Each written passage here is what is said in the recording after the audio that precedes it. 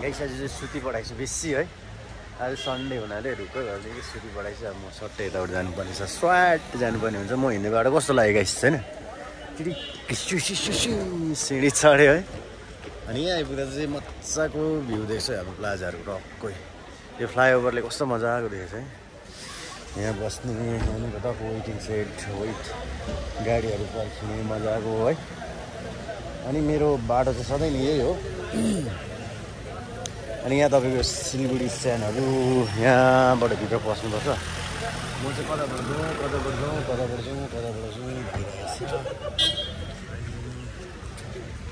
यताबाट बस्नु पऱ्यो, स्ट्यान्डबाट बस्नु पऱ्यो। साथीहरू घाम ताप्दैछ है मजाले। यहाँ अहिले यस्तो भएछ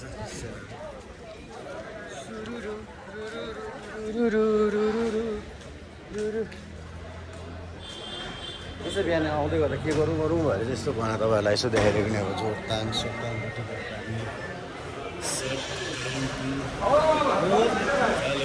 कालिम्पोङ पाक्युम गान्तोक सिन्ताम रम्फुरा बाङ्ला नाम नामथाङ के रहेछ सोरेङ सबै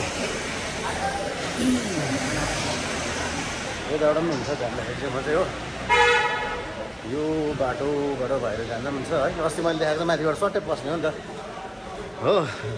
सट्टै सिँढी अलिक गन्दा छ क्या सिँढी, तर सधैँभन्दा सफा छ। अहिले चाहिँ किन यो मैला हुँदैछ भने चाहिँ यो जुन चाहिँ सबै यो रिन्युड सबै रिपेयरिङ हुँदैछ, त्यसले गर्दा 1-2 दिन चाहिँ यो मैला हुन्छ। त्यहाँदेखि चाहिँ सबै फेरि सफा हुने चाहिँ सबै चेन्ज गरेको हो, त्यही कारण अलिकति मैला हुन्छ नि।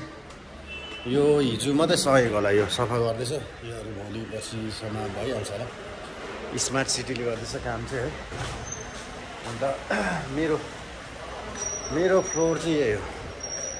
यो भित्र जाने हिजो टक्कै बिरेनको क्यान्टिन भनौँ फास्ट फुड भन्यो है, यो भित्र बस्नुहुन्छ। यो चाहिँ ट्याक्सी स्ट्यान्ड फ्लोर हो होइन।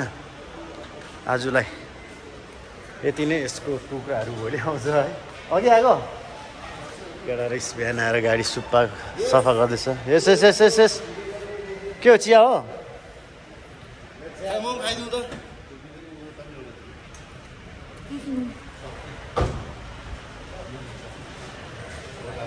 Good morning. Good morning.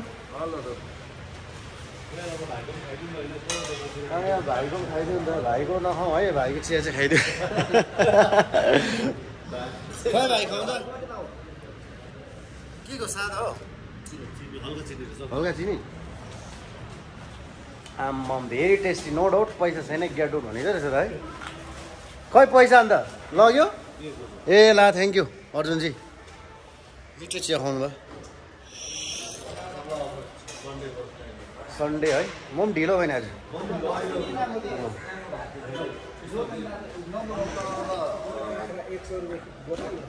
बाख्रा के चाहिँ गाडीमा गाडीबाट यस्तो अब मान्छे चढेर बाख्रा सुँगुर बोक्नु पर्यो, पैसा त 300 रुपियाँ गाडी थियो हो।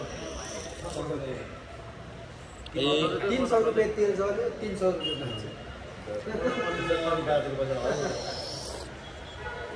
चेकिङले भेट्यो भने मार्छ नि फेरि है।